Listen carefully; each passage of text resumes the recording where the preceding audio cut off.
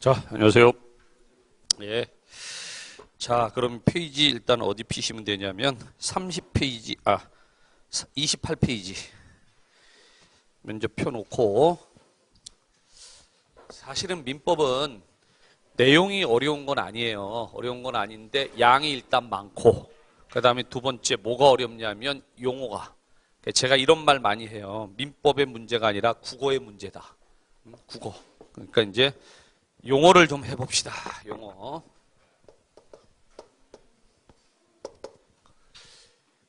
용어란 얘기는 이제 오늘이 마지막이에요. 이제 용어라고 안 그러고 뭐라 그런다? 개념. 개념이 뭐다? 의. 그렇죠? 의. 우리 법에서는 이제 개념의란 말 쓰니까 우리 일상생활에서는 용어란 말을 쓰지만은, 자, 이 용어가 1번 어렵죠.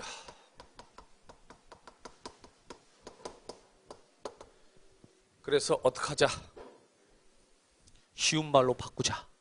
어려운 말 느낌이 안 온다. 그러니까 어려운 말이 나오면 일단 쉬운 말로 바꿔서 생각하자. 바꿔서. 왜 어렵냐면 딱 단어를 들었는데 그 소리가 뭔 소리인지 느낌이 안 와. 개념이 안 와요. 그럼 그게 어려운 거예요. 그게. 응? 그래서 예를 들면 우리 수업할 때 맨날 하잖아요. 법률행위 그러면 느낌이 안 와요. 이게 사실은 어려운 용어야. 법률행위란 용어가. 이게 행위가 붙으면 소송에 가면 소송행위가 되고 공법에 가면 공법행위가 되는 거고, 이게 다 말이 어려운 거야 이게. 응? 어려운 거니까. 법률행위 그럼 우리 민법에서는 뭐라 그러면 된다? 매매계약. 그죠? 법률행위는 매매계약이다.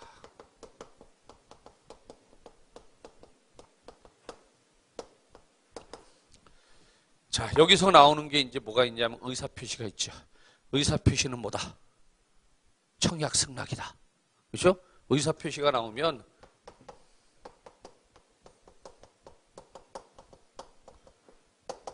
사실은 의사표시가 뭐예요? 의사를 표시하는 거죠.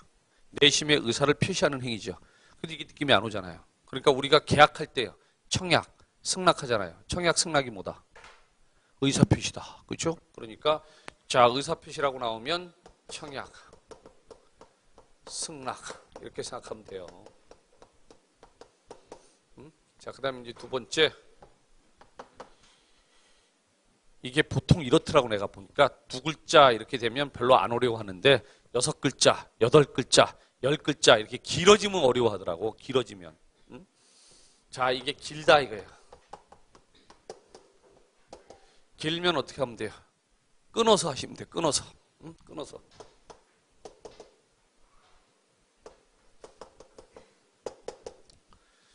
끊어서 하는데, 근데 이제 끊어서 할 때 요렇게 하시면 돼요. 이게. 이 용어가요. 대부분은 한자어거든요. 한자어니까 어떻게 하면 되냐면 풀어서 하면 돼요. 풀어서. 풀어서. 그러니까 끊고 그 다음에 풀어서. 일단 긴 거 끊어서 하는 거 이거 한번 해봅시다. 우리 이제 지난주에 했던 건데 농지법상 농지 취득 자격 증명은 뭐다? 농지 취득 자격 증명은 뭐다? 그러니까 이제 길게 생각하지 말고 끊어서 농지 취득 자격 증명은 농지를 취득할 수 있는 자격을 증명해 주는 거다. 증명만 해 주는 거다. 효력 요건이다 아니다.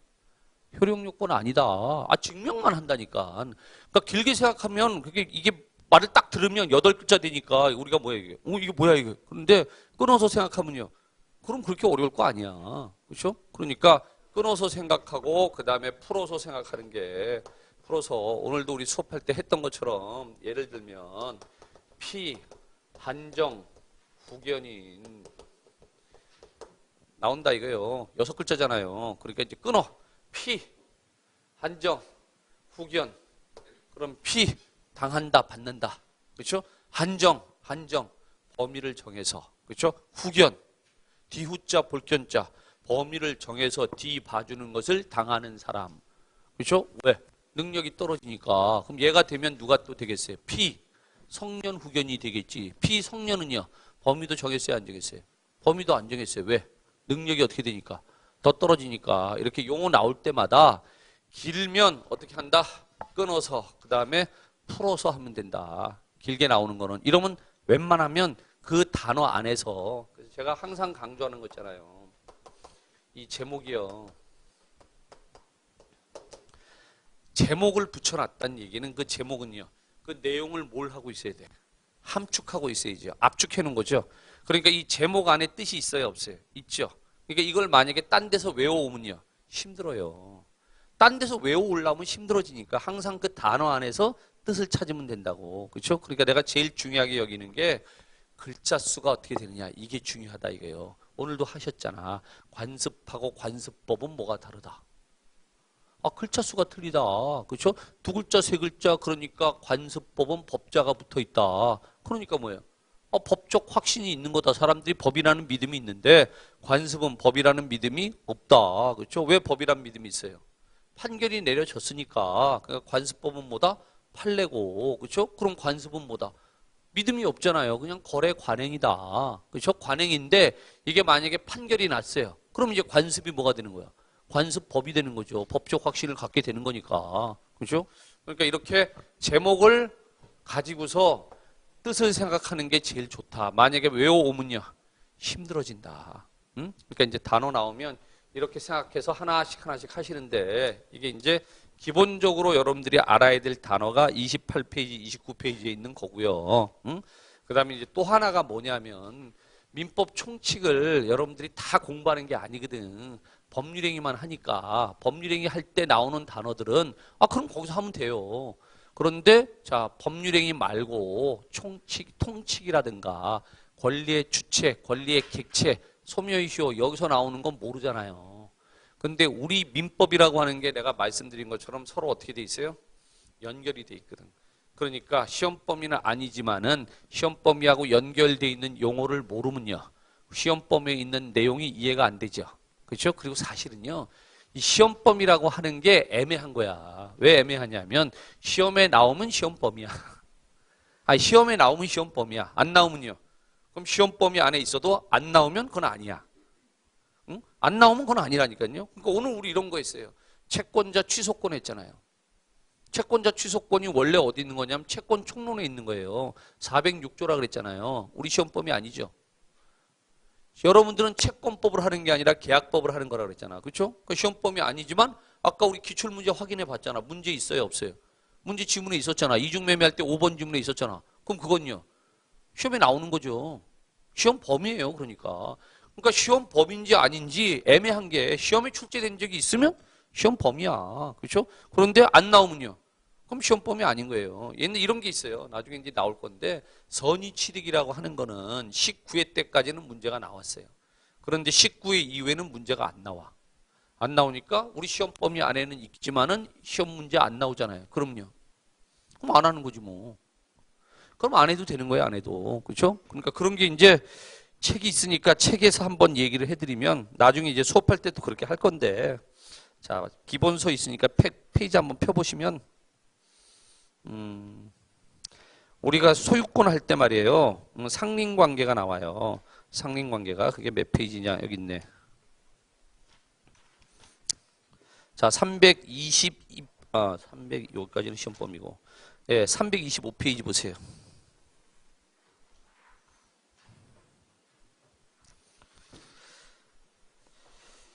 상린관계에 그러면 문제 나오는 게 두 개거든요. 주의토지 통행권하고 경계에 관한 상린관계가 시험에 나와요. 그럼 325페이지 뭐 있어요?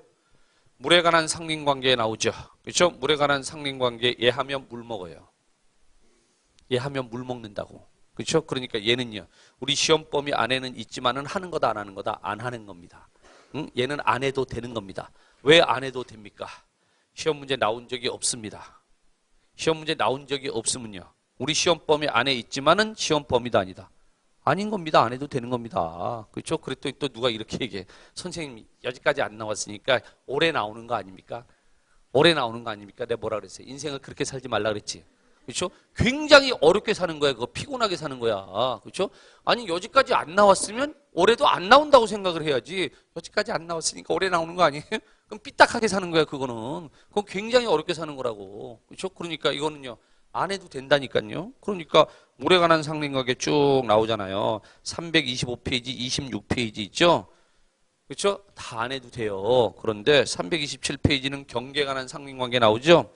거기 위에 보면요. 25에 26회 써져 있죠? 그럼 이건 25에 26회 때 문제 나왔다는 얘기잖아. 그럼 이건 이제 시험 범위가 되는 거죠. 그렇죠? 근데 거기는요. 물에 관한 상린관계는요. 있어요, 없어요? 없어요. 그러니까 그거 하면 물 먹는다니까. 응? 그러니까 이제 자, 시험 범위냐 아니냐라고 하는 게 애매하거든. 그런데 시험에 나오면 시험 범위니까 아까 우리 했던 채권자, 취소권, 채권자, 대위권 이런 건 알아야 된다, 몰라야 된다? 알아야 됩니다. 그렇죠? 채권자, 취소권은 다음 주에 또 나옵니다. 다음 주에 또 나옵니다. 내가 지난번에 얘기했잖아요. 오늘 배운 게 다음 주에 나오고 다음 주에 배운 게 그 다음 주에 또 나오고 서로 연결되니까 내가 한 번이라도 빠지면 된다, 안 된다? 안 된다. 그 말씀드린 이유가 그거예요. 자, 그럼 이제 우리는 28페이지 있는 용어를 하나씩 설명해 봅시다. 일단 1번. 유추하고 준용이 있다.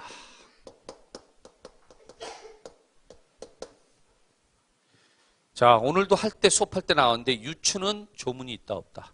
조문이 없어요. 지금 이 경우에 맞는 조문이 없으니까 그래서 어떻게 한다? 비슷한 경우를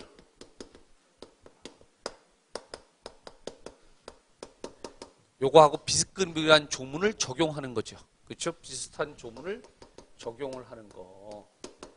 그래서 이 유추는 뭐의 문제다? 해석. 그래서 아까 유추 해석 하셨죠? 유추 해석이란 얘기는 이 경우에 맞는 조문이 있어요, 없어요? 조문이 없어. 우리 민법에는 없어. 근데 이거하고 비슷그리무리하게 생긴 게 있죠. 그럼 비슷그리무리하게 생긴 조문을 이 경우에 뭐 하는 거예요? 적용하는 거죠. 그렇죠? 그걸 우리가 뭐라 그런다? 유추 해석이라 그런다. 이거는 해석의 문제고요. 준용은 조문이 있다 없다? 있어요. 조문이 있는데 이 조문을요 다른 경우에 지금 뭐 하는 거다? 적용하는 거다. 요건 그럼 뭐의 문제냐면 입법 기술상의 문제예요. 입법 기술상의. 왜 입법 기술상의 문제가 되는 거냐면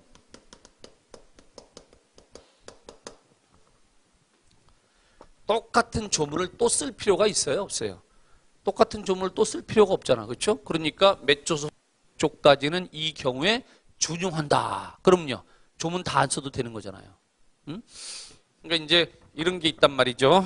자, 그거는 일단 우리 거기 있으니까 자, 거기 조문을 보면서 한번 합시다. 28페이지에 있는 조문 먼저 봅시다. 준용 쪽에 있는 거. 213조하고 214조 두 개를 묶어 보세요. 그럼 213조는 반환 청구권이라고 하는 거고 214조는요. 방해 제거 예방 청구권이죠. 그래서 물권적 청구권이 세 가지 종류가 있는데 조문은 둘로 나눠져 있는 거예요. 그거는 다 소유권에 있는 조문이에요. 왜냐하면 소유물 돼 있잖아. 그렇죠? 소유권에 있는 조문인데 그 밑에 이제 290조 봅니다. 준용 규정 그래 갖고서 자 213조, 214조 그다음에 콤마 216조 내지 돼 있죠. 내지는 뭔 소리냐면 이거예요. 216조부터 244조까지. 그럼 216조, 217조, 218조, 219조, 220조 쭉 있을 거 아니야. 그게 다 상린관계에 관한 규정이에요. 그럼 세 가지네. 이 규정은 자 보시면 지상권자 간 또는 지상권자와 인지소유자 간에 이를 준용한다 그랬으니까 290조 조문은 지상권에 있는 조문이에요. 그러면 자 지상권에 있는 조문은 지상권은 213조가 준용되니까 지상권에 기한 반환 청구권이 인정이 되는 거죠. 214조도 준용이 되니까 지상권에 기한 방해, 제거, 예방 청구권도 준용이 되는 거죠. 그 다음에 216조서부터 244조도 준용되니까 상린관계에 관한 규정도 준용되는 거죠. 그렇죠? 근데 이거하고 비교할 게 밑에 301조죠. 301조는 이건 지역권에 관한 조문이에요. 그런데 자 301조 보면 214조 규정은 지역권에 준용한다 그랬으니까 지상권하고 뭐가 달라요? 213조 준용 안 하고 그 다음에 216조서부터 244조 준용 안 하죠. 그럼 지역권에 기해서 반환 청구권이 있다 없다? 없다는 얘기죠. 왜 지역권은 상린관계에 관한 규정이 준용된다 안 된다? 안 되는 거죠. 그렇죠? 이게 이제 우리 수업할 때 굉장히 중요한 내용인 게, 지상권은 뭐 하는 권리냐면 건물, 공작물, 수목을 소유하기 위해서 토지를 사용하는 권리예요. 그러니까 토지를 뭘 해야 되냐면 점유를 해요. 점유를. 점유를 하니까 누가 뺏어갔으면요. 도로 뺏어와야죠. 그러니까 반환청권이 있는 거죠. 지금 점유를 하고 있죠. 그러니까 옆에 누가 있어요? 이웃이 있죠. 이웃하고의 관계에서 상린관계에 관한 규정이 적용이 되는 거죠. 근데 지역권은 점유를 안 하고 토지를 사용만 해. 그냥 통행만 하는 거야. 통행만. 점유를 안 하니까 그럼요. 점유를 뺏길 일이 있어요? 없어요? 점유를 한 적이 없는데 뺏길 일이 어디 있어? 그럼 반환청권이 있어요? 없어요? 없죠. 점유를 안 하니까 옆에 이웃이 있어요? 없어요? 점유를 안 하니까 이웃이 없지. 그렇죠? 그러니까 자, 상린관계에 관한 규정도 적용된다 안 된다? 적용 안 되는 거죠. 됩니까? 그러니까 이 준용 규정만 가지고서 내용이 딱 정리가 된단 말이에요. 그래서 지상권은 점유를 하니까 반환청권도 있고 그다음에 상린관계에 관한 규정도 준용되지만은 그런데 지역권은 점유를 안 하니까 반환청권이 없죠. 이렇게 점유 안 하는 게 하나 더 있습니다. 뭐가요? 저당권이요. 저당권자 누구예요? 은행이라니까. 은행은 우리 집 점유해 안 해요? 왜 해? 내가 하지. 그렇죠? 그러니까 저당권에 기한 반환청권이 있어요? 없어요? 없는 거죠. 이게 해결됩니까? 자, 그 다음에 이제 조문에 이런 게 많아요. 준용된다는 조문이. 그러니까 이번에는 조문으로 한번 얘기해 볼게요. 자, 요 조문은 많이 나오는 조문이니까 우리 한번 봅시다. 대리 쪽에 나오는 조문인데, 자,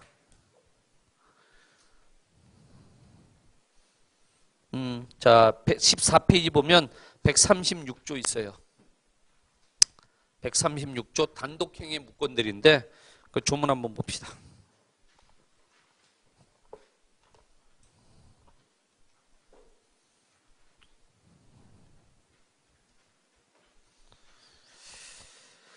자, 136조 단독행위와 무건들이 돼 있죠.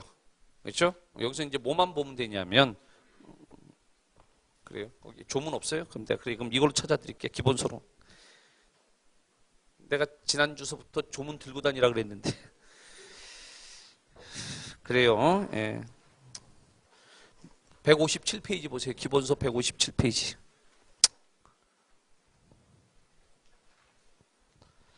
157페이지 보시면 거기 136조 있죠. 이제 찾았어요? 그래요. 다음 주서부터 조문 안 갖고 오는 사람이 있으면 그냥 죽여버릴 거야. 응? 아니 지난주에 조문 갖고 오라고 그렇게 얘기해갖고서 그 첫날이니까 내가 지난주는 첫날이니까 모든 걸 다 용서해 줬잖아. 그렇죠? 그래 오늘은 두 번째 날이니까 또 한 번 다 용서하겠어. 응? 근데 이제 세 번째는 안 돼. 세 번째는.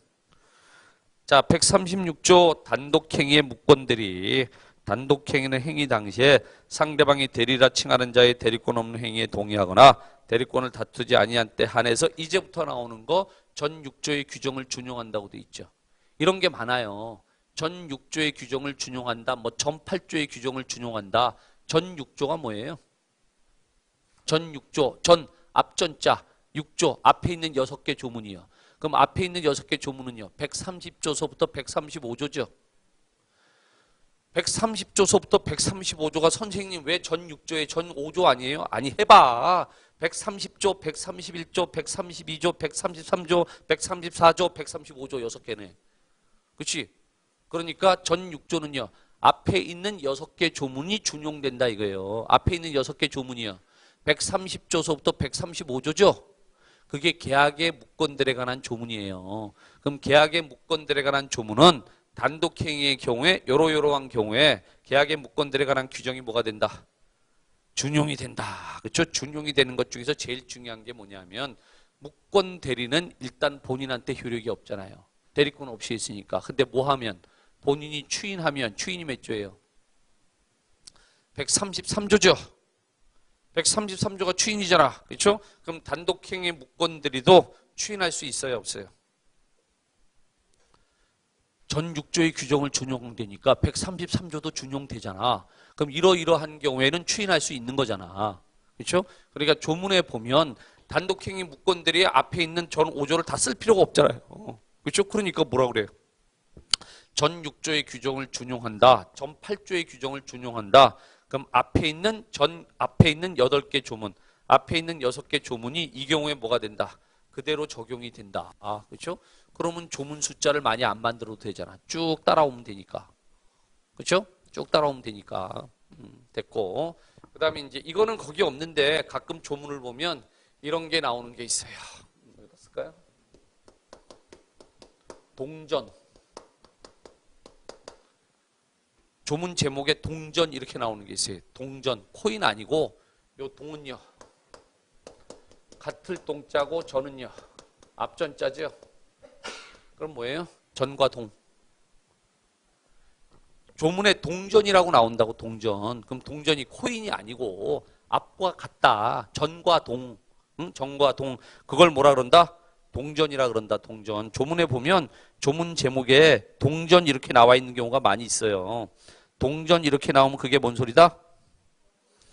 예, 전과 동이다. 앞과 같다. 이 소리다 이거예요. 나중에 이제 조문 보시면은 조문에 보면 그런 게 많이 나와요. 나오면 그게 무슨 소리냐? 전과 동이다. 이런 소리다 이거예요. 그렇게 해서 보시면 돼. 나중에 또 보고. 자, 그럼 이제 용어 하나 했으니까 유추는 뭐의 문제다? 해석이요, 해석. 조문이 있다 없다? 없으니까 제일 비슷하게 생긴 조문을 이 경우에 뭐 하는 거다? 적용하는 거, 이걸 우리가 유추라 그러고, 그렇죠? 준용은요. 조문이 있죠. 이 조문을 이 경우에 뭐 하는 거다? 적용하는 거. 그걸 우리가 준용한다 그런다. 해결됐어요? 자, 그건 이제 해결됐으니까 이제 두 번째 선의 악이요. 이거는 뭐 쉽죠, 이제. 선의가 있고 악의가 있다. 선의는요. 사정을 모르고, 그렇죠? 모르고. 근데 악의는요. 사정을 알고. 이건 다 아는 거고 얘하고 이제 비교할 게 있습니다. 그 밑에 보시면 뭐 나와요? 고의 과실 나오죠. 그렇죠? 3번. 고의가 있고 과실이 있는데 이 고의 과실 두 개 합쳐서 뭐라 그런다? 귀책사유라 그런다. 귀책사유. 앞으로 귀책사유라고 나오면 그게 뭐다? 그게 고의 과실이다. 귀책사유가 뭐다? 이제 끊어서 해봐. 귀속시킨다. 책임을 귀속시킬 수 있는 사유. 책임을 물을 수 있는 사유. 민법에서 책임을 묻는 게 뭐다? 손해배상 청구하는 거다. 손해배상 청구를 하면 뭐가 있어야 된다? 귀책사유가 있어야 된다. 귀책사유가 뭐다?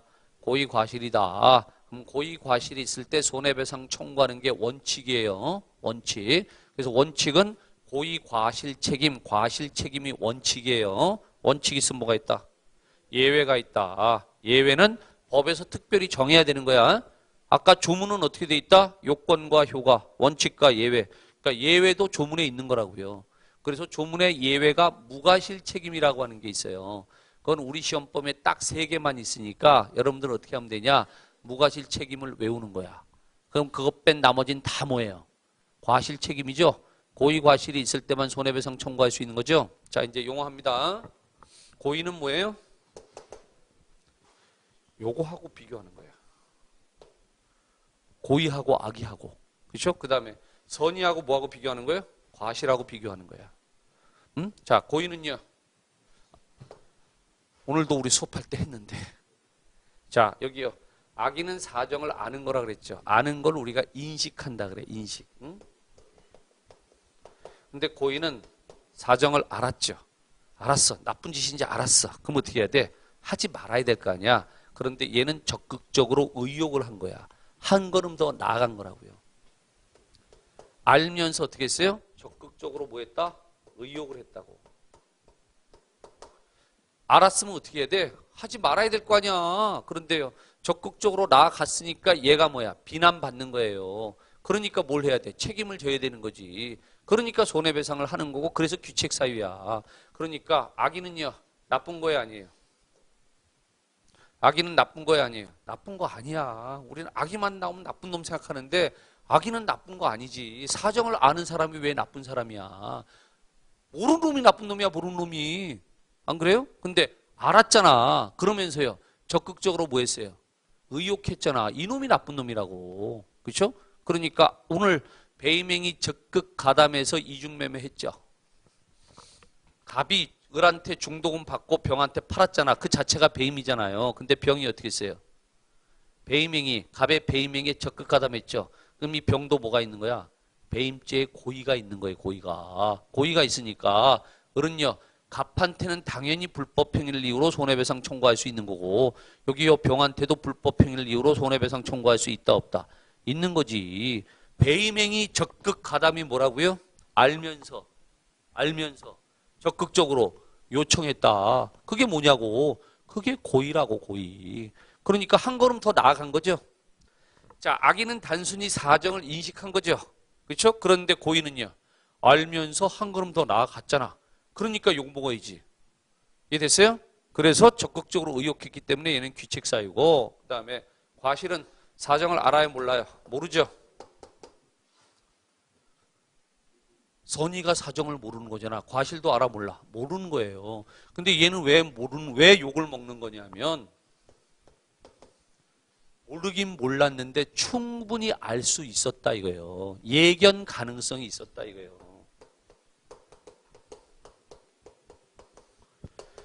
충분히 알 수 있었는데 네가 부주의로 알았다 몰랐다. 몰랐다. 그 부주의가 과실이잖아. 그러니까 예견 가능성이라고 하는 게 뭔 소리예요? 알 수 있었을 경우죠.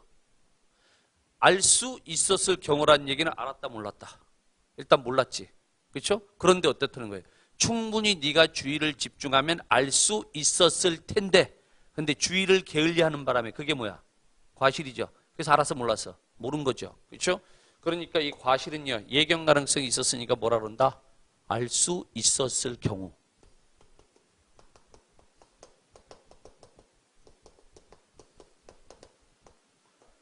알 수 있었을 경우란 얘기 무슨 소리요? 충분히 뭐가 있다? 예견 가능성이 있는 거죠. 그렇죠? 그래서 이제 이 두 개를 합친 거야. 두 개를 합쳐가지고서 그 밑에 보세요. 뭐라고 나오나? 밑에 알았거나 알 수 있었을 경우 나오죠. 그렇죠? 맨 밑에 알았다 뭐예요? 알았다 악이 그렇죠? 거기 적극적으로 의혹했다 그런 말 없잖아. 그러니까 알았다 악이 거나 뭐야 거나 오와 그렇죠? 알 수 있었을 경우 뭐예요? 과실 그렇죠? 그래서 자 봅시다. 밑에 자 107조 진위 아닌 의사표시는 뭐라 그랬어요? 맨 마지막에 한 건데 진위가 아닌 걸 표시한 거죠. 의사하고 표시가 일치했어요 안 했어요? 일치하지 않았는데 어떻게 한 거다? 표의자가 알고 한 게 진위 아닌 의사표시다. 그렇죠? 그래서 진위 아닌 의사표시는 이거다. 내심의 의사는 증여할 마음이 있다 없다? 증여할 마음이 없는데 표시행위는 증여한다고 했죠. 의사하고 표시가 일치하지 않았죠. 그러니까 이제 뭐 해야 된다? 뭘 뭐 해야 된다? 해석을 해야죠. 그렇죠? 그럼 해석은 원칙이 무슨 해석이다? 고민하지 말고 원칙은요. 표시된 대로 규범적 해석이다. 그럼 표시된 대로 일단 효력이 있는 거죠. 그럼 증여계약은 일단 뭐다? 유효. 그렇죠? 증여계약은 일단은 유효인데 얘가 표의자, 얘가 상대방이죠. 표의자, 상대방이 표의자가 증여할 마음이 없다는 것을 알았거나 알았다 뭐예요? 악이. 거나 오와 알 수 있었다 뭐예요? 과실. 알았거나 알 수 있었다는 얘기는 얘가 증여할 마음이 없다는 걸 얘도 증여할 마음이 없다는 걸 알았다는 거잖아. 그럼 두 사람의 내심의 의사는요. 일치했죠. 서로 증여해주고 증여받을 마음 없는 거죠. 그렇죠? 그럼 증여는 뭐다? 무효. 그렇죠? 무효. 이렇게 무효가 되는 건 무슨 해석이다? 자연적 해석. 얘는요. 규범적 해석. 두 개 절충된 거잖아. 그렇죠? 이 무효는 당사자 사이에서는 무효란 말이에요. 그렇죠? 그런데 얘가 꺾어졌죠. 꺾어지면 누구라고요? 제3자요. 자, 이제 우리가 오늘 수업 시간에 했던 103조, 104조 무효는 다 뭐예요? 절대적 무효죠. 선의의 제3자한테도 무효 주장할 수 있죠. 근데 2항 보세요. 107조 2항 전항의 의사표시의 무효는 선의의 제3자에게 대항하지 못한다. 그럼 선의의 제3자한테 무효를 주장한다 못한다. 못하니까 제3자가 선의면 어떻게 된다? 소유권 취득한다. 보호되는 거죠. 그렇죠? 그래서 이 제3자가 선의면 보호가 되는 건데 여기서 이제 또 얘기를 해봅시다. 얘가 지금 표의자고 얘가 상대방이죠. 그렇죠? 그럼 언제 유효가 되는 거예요? 요거 뒤집으면. 그렇죠? 이게 무효가 되는 경우니까 이거 뒤집으면 유효잖아요. 그렇죠? 그러니까 자 뒤집어 봅시다. 악이 뒤집으면요. 선이. 그렇죠? 오와 뒤집으면, 오와를 뒤집으면 엔드. 그렇죠? 이제부터 우리가 가운데 점을 찍으면 이게 엔드예요. 응? 엔드 그러면 세 글자 써야 되잖아. 그러지 말고 그냥 점을 하나 빡 찍어. 그럼 이게 뭐예요? 엔드. 그렇죠? 과실 반대말은 무과실. 그렇죠? 그러니까 상대방이 선이이고 무과실이면 뭐예요? 유효죠. 유효니까 얘는 뭐예요? 소유권 취득하는 거죠. 그렇죠? 그럼 얘는 얘한테 달라 그럴 수 있어 없어? 없죠. 그러니까 상대방이 보호될 때는 언제나 요건이 뭐다? 선이 무과실이다. 그렇죠? 오늘 뭐 할 때도 나왔었어요. 원시적 불능, 계약 체결상의 과실 책임. 상대방이 자 지금 매도인한테 계약 체결상의 과실 책임 손해배상을 청구하려면 자 채무자는 뭐가 돼야 되고 악의 또는 과실이 있어야 되고 과실. 그러니까 무슨 책임이야? 계약 체결상의 과실 책임이잖아요. 그렇죠? 근데 매수인은 뭐가 돼야 되고 선의 앤드 무과실이 돼야 되고. 그렇죠? 그러니까 상대방이 보호되려면 언제나 요건은 뭐예요? 선의 무과실이죠. 그런데 제3자가 보호될 때는 요건은 뭐만 요건이다? 선의만 요건이다. 그렇죠? 무과실은 요건이다 아니다? 아니죠. 왜 이렇게 차이가 나는 거예요? 왜 이렇게 차이가 나는 거예요? 이 상대방은요. 피해자로부터 직접 얼굴 대면하고 의사표시를 받은 사람이잖아. 직접 대면하고 받은 사람이니까 얘가 보호되려면요. 요건이 까다로워야지. 그러니까 선의 앤드 무과실이 돼야 되지만 제3자는 어떤 사람이에요? 당사자 아니잖아. 한 달이 건넌 사람이잖아. 그런데 얘 한 달이 건넌 사람인데 얘를요. 얘하고 똑같은 요건을 요구하면 얘는 보호되겠어 안 되겠어? 보호 안 되겠죠. 그럼 얘는 얘보다는 요건이 어떻게 돼야 돼? 가벼워야죠. 그러니까 얘는 뭐만 요건이야? 선의만 요건이죠. 무과실은 요건이 아니야. 아니니까 얘는 과실이 있더라도 소유권 취득해 못해. 소유권 취득하는 거죠. 됩니까? 그러니까 제3자가 보호될 때는 무과실은 요건이 아닌데 상대방이 보호될 때는 언제나 선의 무과실이 요건이다. 그렇죠? 그래서 내가 지난번에 뭐라 그랬냐면 상대방이 뭘 주죠? 그럼 받는 사람 어떻게 받아라? 항상 진지하고 고맙게 받아라. 뭘 주잖아. 지금 증여를 하잖아. 그럼요. 진지하고 고맙게 받으라고. 그럼요. 유효잖아. 그런데 네가 나한테 이걸 줄 리가 없는데 왜 주는 거야? 이렇게 뭐야? 의심을 하면요. 알았거나 알 수 있었던 거잖아. 그럼요. 무효잖아. 무효를 주장할 사람이 누구예요? 갑이죠. 갑이 무효를 주장해서 도로 내놓으라 그럴 거 아니야. 그러니까 뭘 누가 주면 어떻게 해라? 항상 진지하고 고맙게 받아라. 그러면 소유권 취득한다. 뺏기는 일이 없다. 됩니까? 자, 그 다음에 이제 하나 더 얘기해 볼게요. 이건 이제 다음 주에 배울 거라서 중요한 거야, 얘는. 요 제3자는 선의만 요건이죠. 이 제3자 선의는 언제나 추정됩니다. 오늘 배운 거라서 제3자 선의는 언제나 추정된다. 추정이 무슨 의미다? 추정이 된다는 게 무슨 의미다? 추정이 되는 사람은 입증할 책임이 있다 없다?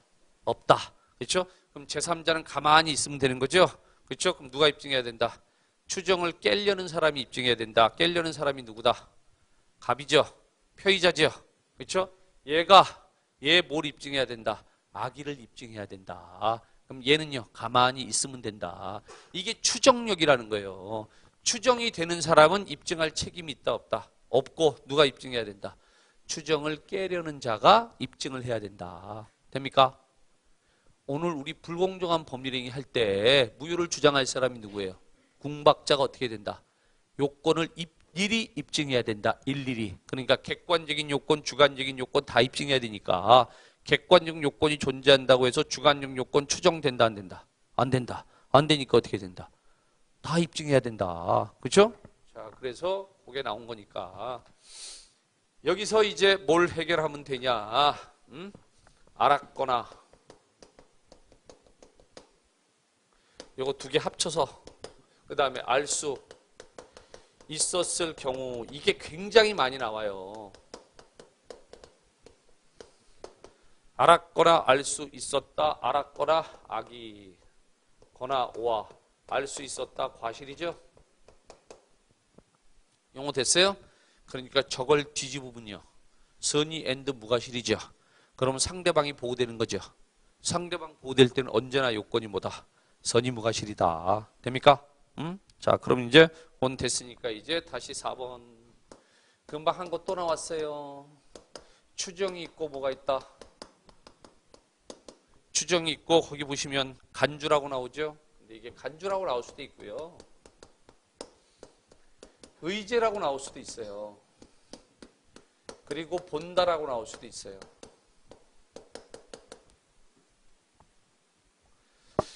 이게 이렇게 된 거예요.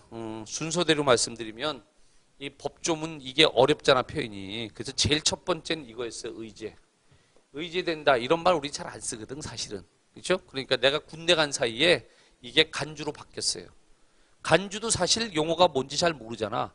제대해 보니까 본다로 바뀌었어. 그러니까 다 같은 소리예요. 간주된다, 의제된다, 본다 다 같은 소리인데 아직도 시험 문제에 간주된다 이런 표현을 써요. 문제 보면 이런 표현이 나와.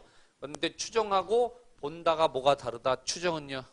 일단 그렇다고 치는 거죠. 그래서요. 반증을 들면 뒤집을 수 있죠. 번복이 가능해요.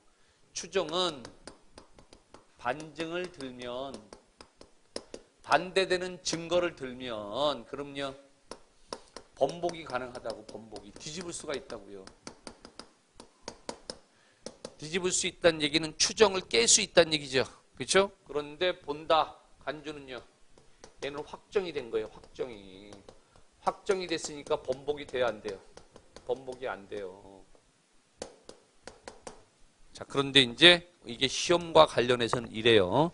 시험 문제에서는 본다를 추정으로 바꾸고 추정을 본다라고 바꿔서 시험 문제 잘 나와. 그러니까 이걸 우리가 문제를 풀 때 어떻게 풀면 되냐면 일단 생각 한번 해봅시다. 추정이 많겠어요? 본다가 많겠어요? 일단 추정이 많은 거지. 보는 건 아무 때나 보는 게 아니야. 일단 먼저 뭘 하는 거예요? 추정을 먼저 하는 거야. 추정을 먼저 했는데 이 추정이 깨지는 무슨 사유가 있어야죠.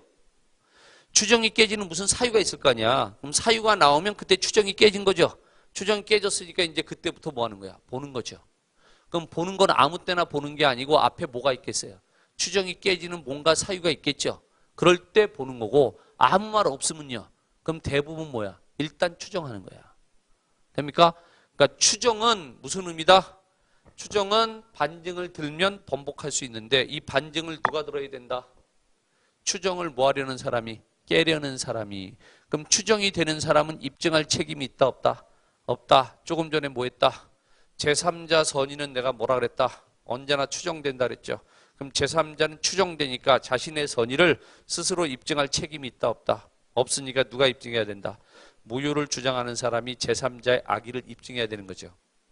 이거 시험에 굉장히 많이 나오는 지문이라고요. 왜냐하면 다음 주 여러분들 의사표시하면 전항의 무효는 또는 취소는 선의의 제3자에게 대항하지 못한다 계속 나오거든.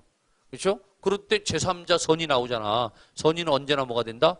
추정된다. 제3자는 무과실은 요건이다 아니다. 아니다. 그거 다 나온다니까. 그렇죠? 그래서 반증은 추정을 뭐 하려는 자가 깨려는 자가 들어야 된다. 자, 이거는 이제 조문을 하나 봅시다. 거기 197조 있죠? 점유에 뭐라고 돼 있어요? 태양이라고 돼 있죠. 태양. 이게 이제 이런 거예요. 이건 좀 여러분들이 양해를 해야 되는 게 민법이 처음 만들어진 게 1953년이에요. 그러니까 옛날식 표현이 많이 있어요. 옛날식 표현이. 응?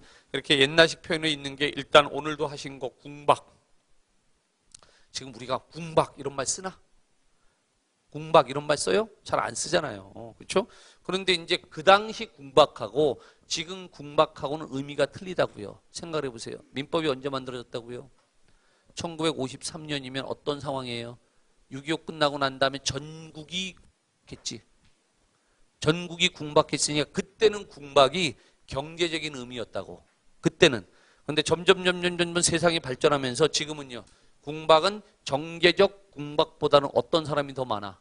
정신적, 경제적 궁박, 정신적, 심적 궁박이 더 많죠? 그러니까 이렇게 의미가 변하는 거예요. 의미가. 됐어요? 자, 통정 허위 표시 통정이란 말 지금 우리가 잘 써요, 안 써요? 안 쓰죠? 어감도 안 좋아. 통정 뭐예요?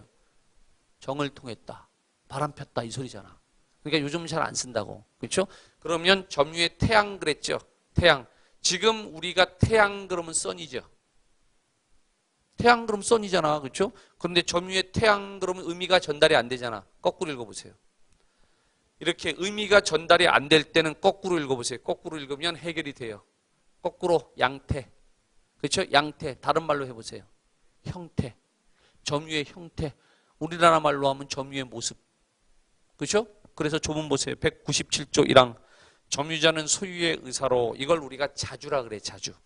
소유의 의사로 자주, 그 다음에 선의, 평온 및 공연하게 점유한 것으로 뭐가 된다? 추정한다. 추정이 되지요. 그럼 점유자는요, 자신이 점유가 자주 점유인지 선의인지 평온인지 공연인지 입증할 책임이 있어요, 없어요? 없죠. 점유자는 가만히 있으면 되죠. 누가 입증해야 돼? 상대방이 입증을 해서 깨야 되죠. 그렇죠? 그래서 깬 게 있어요. 밑에 2항이요. 선의의 점유자라도 본권에 관한 소에서 패소했죠. 소송에서 졌죠. 그럼요. 자, 상대방이 소송을 내 가지고서 선의의 점유자가 소송에서 졌잖아. 그렇죠? 무슨 사유가 나오잖아요. 그렇죠? 그러니까 뭐가 됐어요, 이제? 악의의 점유자로 뭐 한다? 본다. 왜? 봐도 되죠, 이제. 왜? 판결이 났잖아. 그러니까 일단 추정을 먼저 하는 거죠. 추정을. 그런데 추정을 깨는 무슨 사유가 나오죠? 지금 사유 뭐 나왔어요? 본권에 관한 소에서 패소했잖아요. 그렇죠? 그럼 사유가 나왔으니까 이제 뒤집어진 거지. 누가 입증을 해서 뒤집은 거잖아. 그렇죠? 그러니까 뭐가 된다? 악의의 점유자로 본다. 언제서부터? 소가 제기된 시점서부터 악의의 점유자로 본다. 그러니까 1항은 추정이고 2항은 본다. 이해됐죠? 그렇죠? 왜 보는 건지 이해됐죠? 그게 이제 추정하고 간주의 차이인데 우리는 이게 많이 나오거든, 추정이. 추정이 되는 게 가장 중요한 의미가 뭐다? 추정이 되는 사람은 입증할 책임이 있다, 없다? 없다. 입증 안 해도 되고 누가 입증해야 된다? 추정을 깨려는 사람이 요건을 입증해야 된다. 그것 때문에 하는 거다. 자, 이제 5번 제3자 나오는데 얘는 오늘 수업할 때도 했죠. 당사자하고 제3자죠.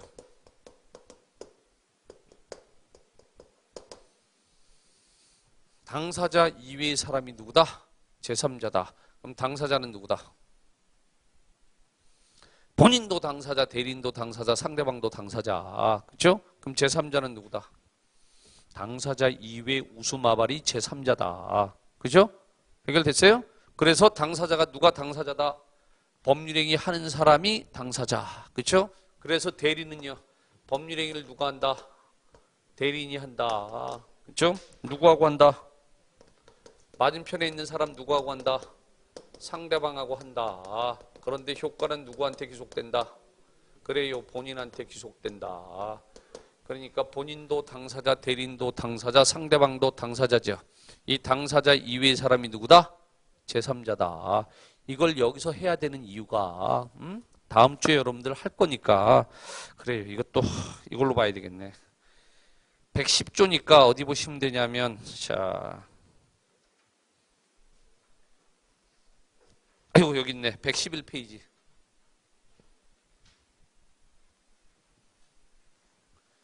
이거 아무것도 아닌데요. 아무것도 아닌데 용어만 알면 간단하게 해결되는 거예요, 사실은.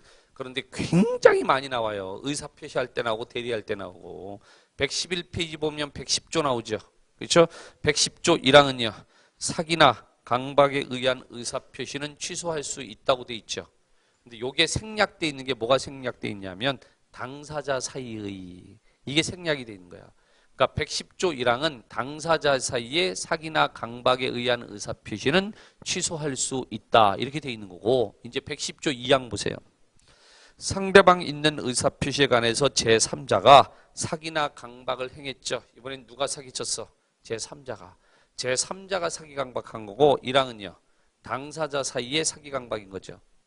그렇죠? 그래서 자 제3자가 사기 강박한 경우는 이런 경우란 말이죠. 자 이제 이거 해볼게요. 여기다 6번이라고 쓸게요. 제3자에 의한 사기 강박 그랬으니까 매매 계약을요. 갑하고 을이 매매 계약을 하잖아요. 자 그럼 당사자가 갑하고 을이죠.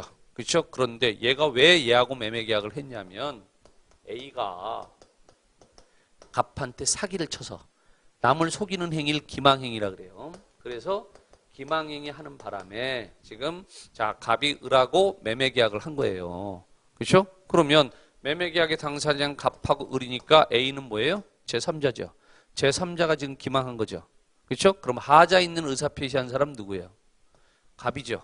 이 하자 있는 의사표시한 사람이 취소권자죠. 취소권자는 누구냐? 제한 능력자, 착오로 인하거나 사기 강박에 의해서 의사표시한 자. 그러니까 얘가 지금 속아서 매매계약한 사람이니까 얘가 취소권자라. 취소는 누구한테 해야 돼요? 상대방한테. 누구한테 해야 돼? 을한테 해야죠. 을한테 해야죠. 을한테. 그렇죠? 그럼 생각을 해보세요. 얘한테 사기당하고 얘한테 취소하는 거 아니야. 어디 가서 뺨 맞고 어디 가서 눈 흘기는 거 아니야. 그렇죠? 그럼 이걸 취소를 하면요. 얘는 어떻게 해야 돼? 지가 원하지 않아도 받은 거 돌려줘야 될 거 아니야. 그렇죠? 그러니까 얘는 함부로 취소하면 돼, 안 돼? 함부로 취소하면 안 되지. 언제 취소하면 돼? 이 상대방이 얘가 얘한테 기망행위했다는 것을 알았거나 오와 알 수 있었다 이거예요. 이럴 때 얘가 뭐 할 수 있다? 취소할 수 있다. 이런 상대방은 보호할 필요가 있어요? 없어요? 보호 안 해줘도 되죠? 그렇죠? 그럼 뒤집어 보자고요. 뒤집으면 악이 뒤집으면 뭐야? 아까도 했잖아요. 선이. 그렇죠? 오와 뒤집으면 엔드. 과실 뒤집으면 무과실이죠? 그럼 상대방이 선이이고 무과실이면 얘는 이 매매계약 취소할 수 있어 없어? 취소 못하죠? 그럼 이 상대방 뭐가 되는 거야? 보호가 되는 거죠. 그렇죠? 그러니까 상대방이 보호되려면 언제나 요건은 뭐다? 선이 무과실이다. 그렇죠? 그러니까 조문 보세요. 110조 2항. 상대방이 있는 의사표시간에서 제3자가 사기나 강박을 행한 경우에는 상대방이 그 사실을 알았거나 알 수 있었을 경우에 한해서 또 나왔죠. 알았거나 알 수 있었을 경우에 알았다. 악이 거나 오와 알 수 있었다. 과실. 상대방이 악이 또는 과실이 있을 때 그때 뭐 할 수 있다? 취소할 수 있다. 그렇죠? 자, 근데 1항이요. 이제 1항은요. 당사자 사이의 사기 강박이잖아요.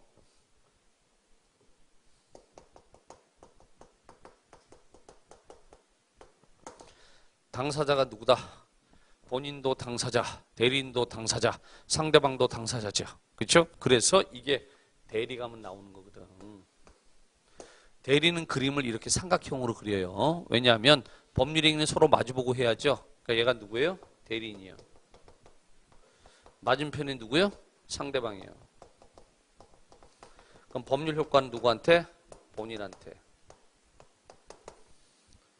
그러면 대리인이 이 상대방하고 법률행위 하잖아. 그러니까 얘가 얘한테 뭐 하겠어요? 사기 강박하겠지.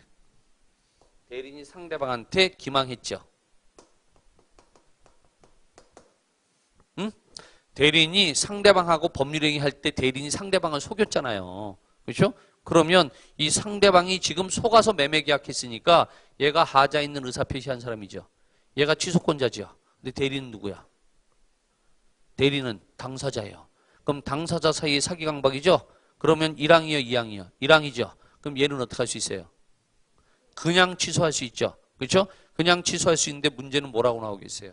대리인이 상대방한테 사기 강박한 경우에 상대방은 본인이 알았거나 알 수 있었을 경우에 한해서 취소할 수 있다. 그럼 거짓말이지. 이 본인이 알든 모르든 이 상대방은 뭐 할 수 있다? 취소할 수 있다. 왜? 대리인이 누구니까? 당사자니까. 대리는 누구다? 당사자다. 본인은 누구다? 당사자다. 상대방도 누구다? 당사자다. 본인도 당사자, 대리인도 당사자, 상대방도 당사자. 그러니까 당사자 사이의 사기 강박이란 말이에요. 그러니까 어떻게 하면 돼요?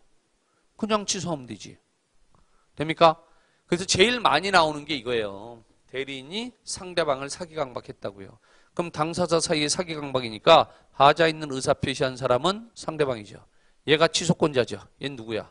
당사자죠. 그럼 얘는 어떻게 하면 돼? 이 본인이 알든 모르든 깡 취소할 수 있죠. 그렇죠? 근데 문제는 뭐라고 하고 있어? 본인이 알았거나 알 수 있었을 경우에 한해서 취소할 수 있다. 그럼 거짓말이죠. 됩니까? 그래서 당사자하고 제3자가 구별이 돼야 되는 이유가 이래서 그래요. 당사자 사이의 사기 강박은 그냥 취소할 수 있는데 제3자 사기 강박은 상대방이 알았거나 알 수 있었을 경우에 한해서 취소할 수 있는 거잖아. 그렇죠? 그러니까 당사자는 누구다? 본인도 당사자, 대리인도 당사자, 상대방도 당사자. 이 당사자 이외의 사람이 누구다? 제3자다. 됩니까? 자, 그 다음에 이제 6번 다시요. 거기 대항하지 못한다, 대항할 수 있다 나오죠. 그렇죠? 자, 그래서 6번 대항하지 못한다.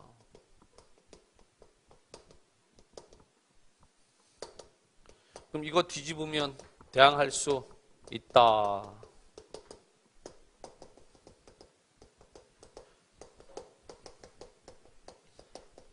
법에서 이런 말 굉장히 많이 나와요. 대항하지 못한다 무슨 소리다?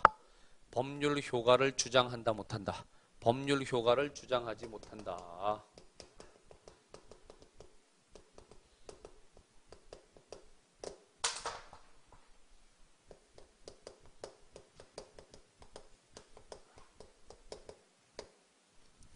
그러면 대항할 수 있다는 얘기는요. 법률 효과를 뭐 할 수 있다? 주장할 수 있다. 그렇죠?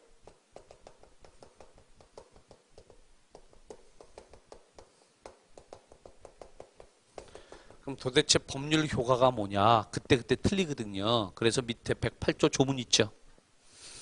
대항하지 못한다. 108조 통정 허위 표시. 통정이 뭐라고요? 둘이 짠 거죠. 그렇죠? 허위 표시가 뭐예요? 거짓말한 거죠. 둘이 짜고 거짓말한 거죠. 그래서 상대방과 통정한 허위의 의사표시는 뭐다? 무효. 이게 법률 효과죠. 그런데 이 항에 뭐라고 돼 있어요? 전항의 의사표시의 무효는 선의의 제3자에게 대항하지 못한다. 뭔 소리요? 선의의 제3자한테는요. 무효를 주장한다 못한다. 무효를 주장하지 못한다는 얘기죠. 그럼 무효에 따른 법률 효과는 뭐예요? 부당이득 반환이요. 그럼 선의의 제3자한테는 부당이득 반환 청구할 수 있다 없다? 없다는 얘기죠. 그럼 제3자가 선이면요. 부당이득 반환 안 해도 된다는 얘기죠. 부당이득 반환 안 해도 되니까 제3자가 선이면 뭐한다? 소유권 취득한다는 얘기죠. 소유권 취득하는 거니까 보호가 되는 거죠. 그렇죠? 그럼 만약에 대항할 수 있다는 얘기는요. 선의의 제3자한테도 무효 주장할 수 있다. 선의의 제3자한테 뭐 할 수 있다? 부당이득 반환 청구할 수 있다. 그럼 제3자는 선이라도 보호된다 안 된다? 안 된다 그런 의미죠. 오늘 103조 104조 다 뭐예요? 절대적 무효죠. 선의의 제3자한테 뭐 할 수 있다? 대항할 수 있다. 뭐 주장할 수 있다? 선의의 제3자한테 무효 주장할 수 있다. 무효 주장할 수 있으니까 선의의 제3자한테도 부당이득 반환 청구할 수 있죠. 제3자는 선이라도 보호된다 안 된다? 안 되는 거죠. 근데 이 무효는요. 상대적 무효죠. 선의의 제3자에게 대항하지 못한다. 선의의 제3자한테 무효를 주장한다 못한다? 못하니까 선의의 제3자한테 부당이득 반환 청구할 수 있다 없다? 없다. 그렇죠? 그래서 원칙은 뭐다? 무효는 원칙이 절대적 무효다. 그렇죠? 그럼 원칙이 있으면 뭐가 있다? 예외가 있다. 예외가 뭐다? 상대적 무효다. 선의의 제3자에게 대항하지 못하는 상대적 무효는 딱 몇 개 있다? 딱 2개 있다. 2개 뭐예요? 그 안에 다 있잖아 지금. 그래요. 그러면 자 28페이지 맨 밑에 107조 2항 전항의 의사표시의 무효는 선의의 제3자에게 대항하지 못한다. 그렇죠? 하나. 그 다음에 29페이지에 108조 2항 전항의 의사표시의 무효는 또 선의의 제3자에게 대항하지 못한다. 이 2개밖에 없다고요. 여러분들 민법 다 뒤져도 이 2개밖에 없다고요. 여러분들 시험범위에 나오는 무효가 전부 8개가 있는데 이 2개만 상대적 무효라 그랬죠? 그럼 나머지 6개는 다 뭐다? 아, 이 절대적 무효다. 절대적 무효다. 그러면 6개를 외우셔야 돼? 2개를 외우셔야 돼? 아, 2개만 외우면 된다. 2개만. 그럼 이거 뺀 나머지 무효는 다 뭐 할 수 있다? 선의의 제3자에게 대항할 수 있다. 됩니까? 그래서 대항하지 못한다, 대항할 수 있다. 이게 다 그런 의미라고요. 이번엔 이렇게 한번 얘기해 봅시다. 우리 주택 임대차 할 때요. 주택 임대차 할 때 대항 요건을 갖추면 대항 요건을 갖추면 이 길 오전 0시부터 뭐가 인정된다? 대항력이 인정된다. 대항할 수 있다는 거잖아. 대항력이 인정된다. 이게 무슨 의미라 그랬어요? 대항력의 내용이 뭐예요? 대항력의 내용이. 자, 대항 요건을 갖추는 게 뭐예요? 인도받고 이사 들어가고 플러스 전입신고 했죠? 그럼 언제부터? 이 길이 언제? 다음 날. 오전 언제부터? 0시서부터. 임대차는 채권이니까 임대인한테만 대항할 수 있잖아. 근데 누구한테? 양수인. 제3자 양수인한테도 대항할 수 있다. 임대차 효력을 주장할 수 있다. 대항할 수 있다는 얘기가 법률 효과를 주장할 수 있다는 얘기니까. 그렇죠? 임차인은 임대인한테는 당연히 대항할 수 있고 채권이니까. 근데 누구요? 제3자 양수인한테도 대항할 수 있다는 얘기는 임대차 효력을 주장할 수 있다. 두 글자로 뭐라 그런다? 두 글자로. 양수인이 임차인한테 와서 뭐라 그런다? 방빼. 양수인이 임차인한테 와서 방빼 그러잖아요. 그럼 임차인은 양수인한테 대항할 수 있잖아. 임대차 효력을 주장할 수 있잖아. 그걸 두 글자로. 못 빼. 그래, 못 빼. 못을 빼라는 얘기가 아니고 또 못을 빼라. 또 몸 빼래, 몸 빼. 그건 일바지고 그거 말고 못 나간다고. 그게 뭐 하는 거예요? 대항하는 거야, 대항. 법률 효과를 주장하는 거잖아. 임대차 효력을 주장하는 거잖아. 그렇죠? 그래서 나간다, 못 나간다. 못 나간다. 이게 뭐 하는 거예요? 지금 대항하는 거죠. 이게 민법을 공부하다 보면 싸움을 참 많이 해. 대항하지 못한다, 대항할 수 있다. 그렇죠? 그게 뭐예요? 법률 효과를 주장할 수 있다. 주장하지 못한다. 됩니까? 자, 이거 한 번 더 나옵니다. 이제 밑에 또 보세요. 자, 조문이 어떻게 이루어져 있다? 그래요. 요건과 효과로 이루어져 있으니까 제일 쉬운 거 103조 먼저 써져 있죠. 반사회 질서 법률행위가 어떤 거다? 선량한 풍속, 기타 사회질서에 위반한 사항을 내용으로 하는 법률행위는 이게 요건이죠. 는 뭐로 한다? 예, 무효로 한다. 이게 효과죠. 이건 쉬운 거고. 그 다음에 이제 그 밑에 750조 뭐예요? 불법행위 있죠. 그렇죠? 얘도 요건하고 효과거든. 얘는 원래 우리 시험 범위가 아닌데 무진장 많이 나와요. 응? 그래서 불법행위 성립하려면 요건이 첫 번째 고의 또는 과실로 그랬죠. 고의 과실이 뭐예요? 그래요. 귀책 사유요. 그렇죠? 이렇게 자꾸 반복하는 거야. 고의 과실로 인한 뭐라고 돼 있어요? 위법 행위로. 그럼 행위가 위법하다는 게 뭔 소리예요? 법을 위반했다는 얘기죠. 그렇죠? 그래서 타인에게 손해를 가한 자는 여기까지가 요건이죠. 그렇죠? 그러니까 첫 번째 요건은요. 고의 과실 귀책 사유가 있어야 되고 두 번째 위법해야 되고 세 번째 손해가 발생해야죠. 그럼요. 가한 자는 가해자죠. 가한 자는 가해자죠. 손해를 배상할 책임이 있죠. 책임이 뭐냐면 의무요, 의무. 그렇죠? 그럼 가해자 맞은편에 있는 사람 누구요? 피해자요. 그럼 피해자는 가해자한테 뭐 할 수 있어? 손해배상 청구할 수 있다. 그래서 법률 규정에 의해서 뭐가 생긴다? 손해배상 청구권. 청구권 뭐예요? 채권이 발생하는 거죠. 채권 변동이 일어난 거죠. 뭐에 의해서? 750조 법률 규정에 의해서. 그렇죠? 그러니까 불법행위가 성립하려면 요건 3개 다 해당해야죠. 첫 번째, 고의 또는 과실 귀책 사유가 있어야 되고 두 번째, 행위는 위법해야죠. 세 번째, 손해가 발생해야죠. 손해 발생 안 하면요. 그럼 불법행위 성립 안 하죠. 그렇죠? 자, 손해 발생했죠. 요건에 해당했죠. 그럼 이제 효과는 뭐예요? 손해배상 청구권이란 채권이 생기는 거지 부당이득 반환 청구권, 비용상환 청구권은 아니죠. 응? 부당이득 반환 청구권은 부당이득일 때 하는 거고. 됩니까? 그래서 요건 효과요. 이 불법행위 요건은 다음 주 수업할 때도 여러 번 나옵니다. 다음 주 수업할 때도 여러 번 나와요. 자, 그 다음에 이제 그 밑에 원칙이 있으면 뭐가 있다? 예외가 있다. 107조 아까 봤죠? 진위 아닌 의사표시 원칙은 뭐다? 유효. 그렇죠? 그럼 예외는 뭐다? 상대방이 진위 아님을 알았거나 알 수 있었을 경우에 그때 예외죠. 그때 뭐다? 무효. 그렇죠? 그 다음에 이제 112조 제한 능력자에 대한 의사표시 효력이요. 이것도 그림으로 갑니다. 자, 이렇게 그림은요. 얘가 표의자, 얘가 상대방이죠. 이 상대방이 제한 능력자입니다.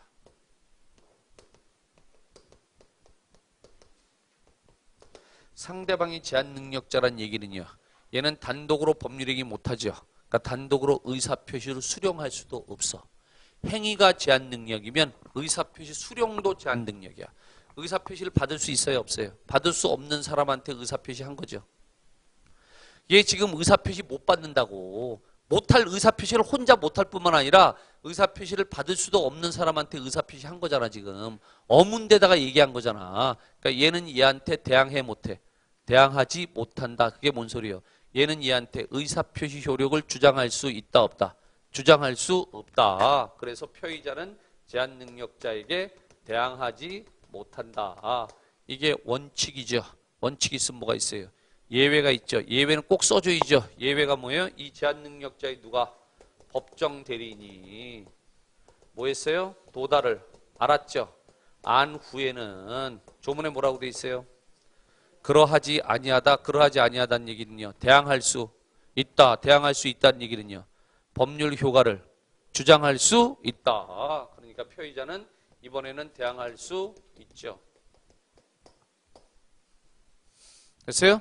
그래서 원칙 예외로 돼 있는데 상대방이 제한 능력자면 표의자는 제한 능력자에게 대항하지 못한다, 대항하지 못한다, 의사표시 효력을 주장하지 못한다. 원칙. 그런데 누가? 제한 능력자의 누가? 법정 대리인이 도달을 알았죠. 예외 써주죠. 그럼 그때 그러하지 아니하다 뭐 할 수 있다? 대항할 수 있다. 대항할 수 있다 뭐예요? 의사표시 효력을 주장할 수 있다. 뭐만 알면 되는 거예요? 조문만 알면 되는 거지, 조문만. 그렇죠? 조문의 구조를 알면 내용이 훨씬 빨라지죠. 조문의 구조는요. 요건 플러스 효과, 원칙 플러스 예외. 됐습니까? 자, 그래서 요게 기본적인 용어입니다. 자, 요건 됐으니까 이제 좀 쉬었다가 이제 30페이지 있죠? 거기 있는 내용 보십시다.